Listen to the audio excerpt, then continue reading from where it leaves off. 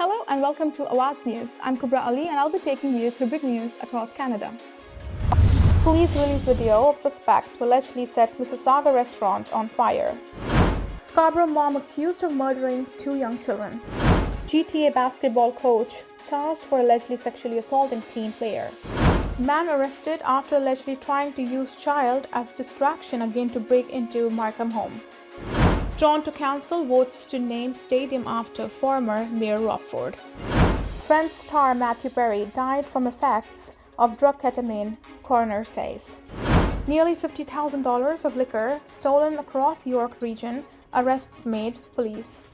These were the headlines and let's jump right into the details. A man accused of sneaking into Markham residence by using a child to distract the homeowner has been arrested after he allegedly tried a similar modus at another house on Friday afternoon. York Regional Police said the man attended a home near Woodbine and 16 Avenues at around 2:45 p.m. and allegedly attempted to use a child as a distraction so he could gain entry.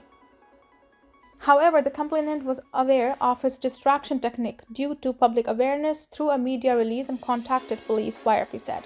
The suspect was later located and taken into custody.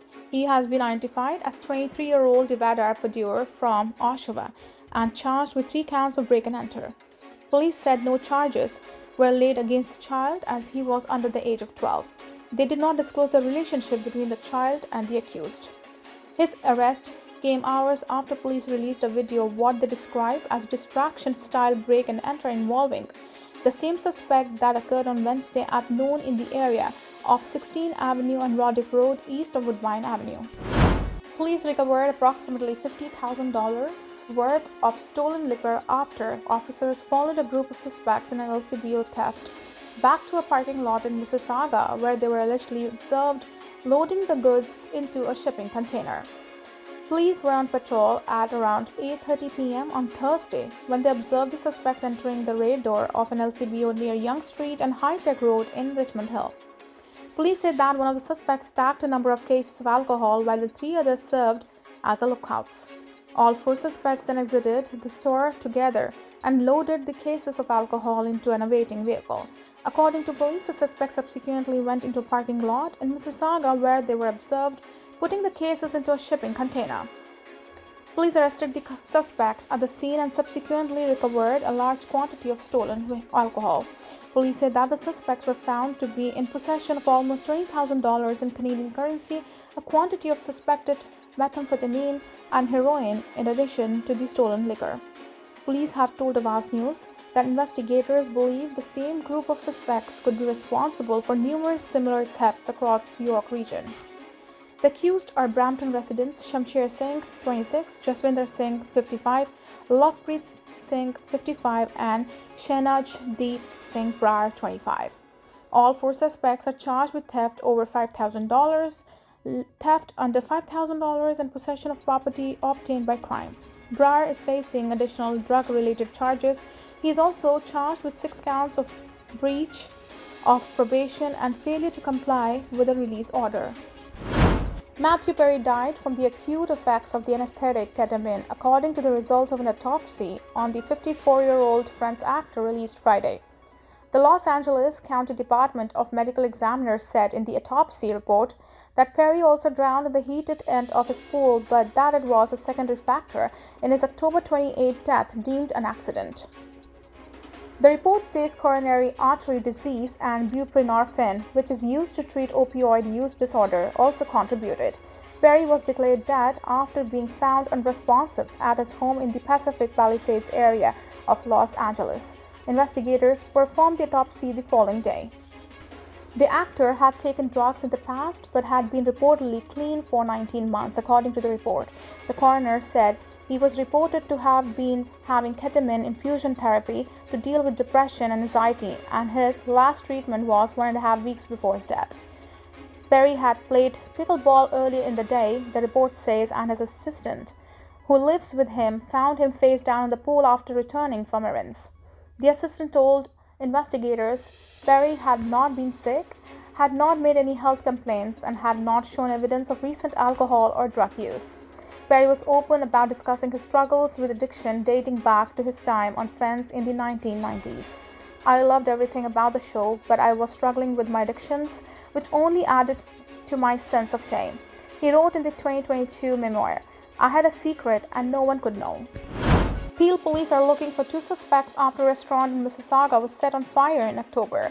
Police said an unknown suspect broke into a restaurant in the area of Drew and Bramley Roads on October 28 just after 3:30 a.m. He then allegedly set fire to the establishment. Police said the suspect fled in a dark-colored sedan driven by a suspect. On Friday, police released a video showing one of the suspects who is seen wearing a baseball hat, dark-colored clothing, and his face covered with a handkerchief. There is no description of the other suspect. Police ask anyone with the information to contact them at 905-453-2121 extension 1233 or Peel Crime Stoppers anonymously. A basketball coach from Mississauga has been charged for allegedly sexually assaulting a teenage player. Peel Regional Police said a 16-year-old girl was playing for a local basketball team between the spring of 2022 and summer of 2023, and during that time she was allegedly sexually assaulted by her coach. As a result of an investigation, police arrested the suspect, 35-year-old Richard Chong, earlier this week. He has been charged with sexual assault and sexual exploitation. Police said Chong worked as a basketball coach for the past 13 years in multiple areas within the Greater Toronto Area and is currently employed as a coach and volunteer within the region of Peel. Investigators say they are concerned that there may be additional victims and asked anyone with the information to contact them at 905-453-2121 extension 3460 or Crime Stoppers anonymously. A 25-year-old woman has been charged with murder in connection with the deaths of her two young children in Scarborough. In a news release on Friday, Toronto police announced that they had laid 2 counts of first-degree murder against Vanessa Colliers.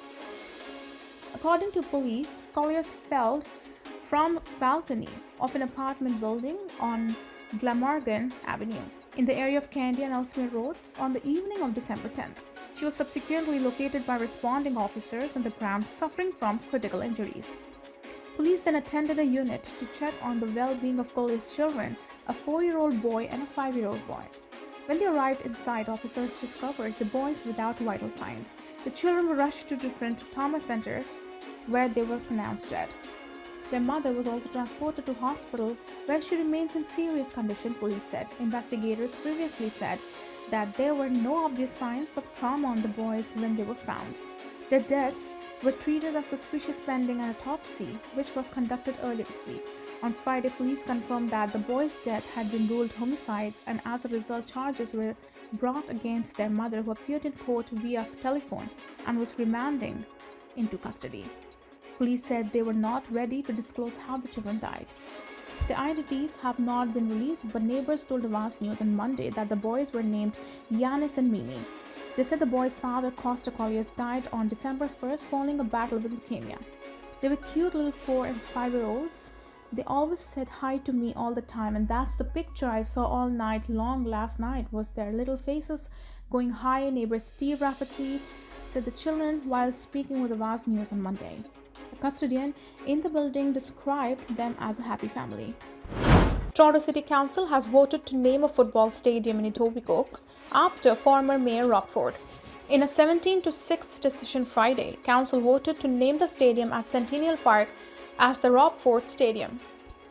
The motion, brought forward by Councillor Paul Ansley and seconded by Councillor Shelley Carroll, bypassed the city's regular naming policy in favor of the move, which was also supported by Mayor Olivia Chow.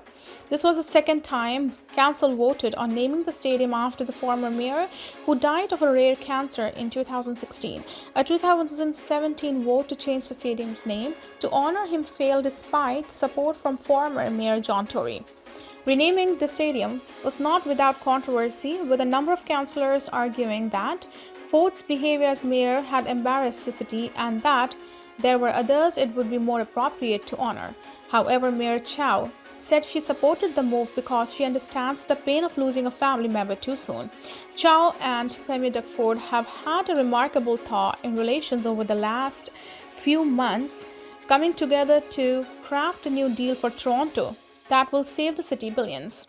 Rob Ford, the Premier's late brother, and Jack Layton, the Mayor's late husband, were seatmates together when they were both on a city council, and the two men enjoyed a respectful friendship despite hailing from very different political camps. Rob loved his community and he loved football, especially inspiring young people through his love of coaching, Premier Duckworth said in a statement after the vote Friday. On behalf of the entire Ford family, thank you Mayor Olivia Chow, Councillors Ainsley and Carol, and all the others for honoring Rob's memory. I am so grateful. Thank you for tuning in. I'm Kubra Ali. I'll see you back tomorrow, same time, same channel. Have a good night.